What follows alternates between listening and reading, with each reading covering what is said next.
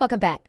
Inside of your Pro account, you have the ability to turn your account to an incognito account. You can click on the account area and you can interact with Perplexity in incognito mode. In incognito mode, you can click the home button and you can start a new thread. You'll notice then that you have anonymous threads that you're creating that will not appear in your library and will expire after 24 hours.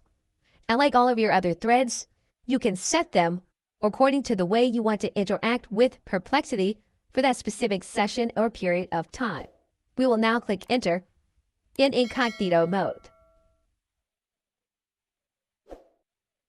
Incognito does allow for multimodal. So we can go to the rewrite command. We can choose a specific model that we want to work with. And we can rewrite based on use of a specific model. One of the things that you'll notice even about incognito mode is that it will use your profile. So you'll see some of the profile elements that you have in your writing, even though technically you're not in your named account. What you'll notice here is there is no ability to save this particular content. You can, though, create a shareable link with the content that you have created. Okay, so thanks, and I will see you in another video.